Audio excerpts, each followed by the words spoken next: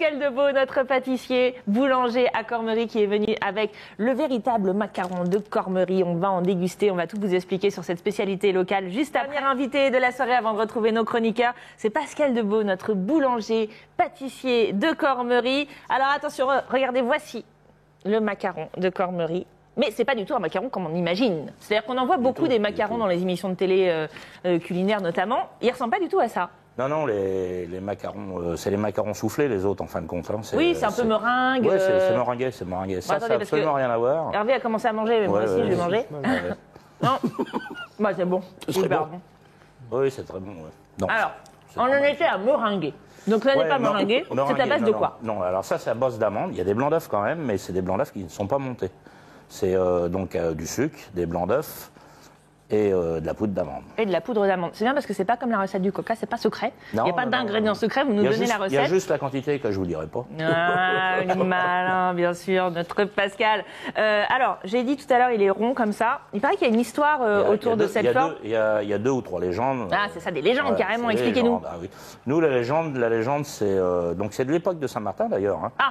On y revient. On y revient. D'ailleurs, ça peut aller très bien avec le monde du sec. J'en suis à peu près persuadé. Un blanc bien frais. Il n'a pas voulu l'ouvrir. On n'a pas le droit à la télé. La boîte a été ouverte, mais pas... On n'a pas le droit à la télé. Bah oui, c'est pas bien. Pardon, le CSA. Donc vous disiez macaron. Oui, non, donc je disais que le macaron est de l'époque de Saint-Martin, en fin de compte. L'abbaye de Cormery, qui était florissante à cette époque-là. Donc les abbés ont trouvé cette recette pour continuer, en fin de compte, à agrandir l'abbaye. D'accord. Ils se servaient déjà de cette recette pour faire rayonner un petit peu, c'est ça, ouais. Pour financer, donc ils étaient déjà en avance. Hein. Ah, c'est drôle. Voilà. Donc ils faisaient des produits dérivés, quoi. C'était à la boutique de cadeaux à la fin de l'abbaye, il y avait les macarons. C'est un peu ça, ouais. Donc alors la poudre d'amande à cette époque-là, je ne sais pas d'où elle venait. Nous aujourd'hui, elle vient d'Espagne, en grande partie d'Espagne et de Californie. Que c'est les deux gros fournisseurs, c'est ça. Voilà, ouais. Ok, donc ça c'est la légende. Enfin, je veux dire, c'est pas la légende, c'est le au départ. La légende, mais c'est quoi la légende? Pourquoi la forme? Alors la forme, en fin de compte, il y a un moine qui a préparé l'appareil, enfin ce qu'on appelle l'appareil, donc la sauce. C'est ça. L'appareil. Et donc l'abbé est arrivé dans le fournil et donc il a vu la pâte. Mais à cette époque-là, enfin à ce moment-là, la pâte n'avait pas de forme. Et donc l'anneau de l'abbé est tombé dans la pâte. Ouais. Son anneau, sa bague. Sa bague, okay. Son anneau. Et donc ça a donné, ça a recouvert, enfin la pâte a recouvert l'anneau, et c'est ce qui a donné. C'est ce qui a donné cette forme d'anneau, effectivement. Bon, là, ça ne plus parce que je l'ai mangé. Voilà, il y a cette légende-là, et il y a la légende du nombril. Ah, j'aime bien la légende du nombril. Mais je vous ai déjà entendu la raconter. La légende du nombril, alors, la deuxième légende, c'est donc le pâtissier qui s'est endormi sur la pâte, et qui apparemment était un peu comme moi, un peu, disons... Pas tout à fait svelte. Voilà. C'est ça.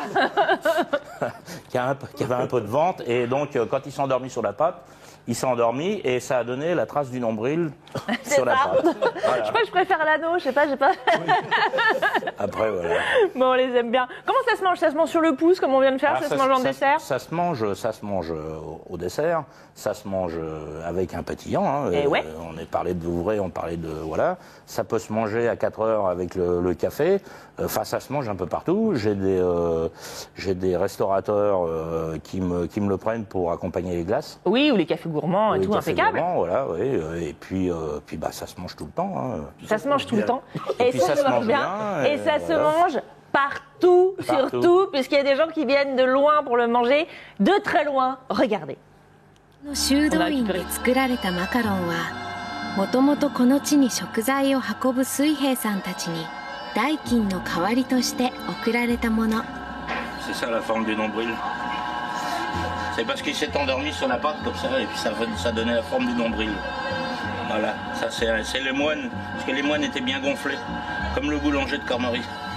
Arigato gozaimashita, comme on dit là-bas. Mais les Japonais viennent chez vous faire des images de cuisine. Oui, on a eu des Japonais, on a eu des Chinois aussi, ils sont venus. On a eu Là, on a eu des Américains qui sont venus visiter. Le monde entier se retrouve. Oui, c'est assez impressionnant. À la boulangerie de Cormery. C'est assez impressionnant. Canon. Et c'est très agréable. Eh ben nous, on l'a eu sur notre plateau. Tiens, Nippon TV. Merci beaucoup, Pascal, d'être venu nous rendre visite. www.auvraimacaron.fr pour retrouver notre Pascal et toutes ses spécialités. Je vous le remontre, on l'a en petit, on l'a en grand format. On en a eu une énorme boîte pour toute la rédaction de TV Tour. On est trop contents. Même en 12, en 21, en 10, en 5, Il y en a pour en tous les kilo, goûts.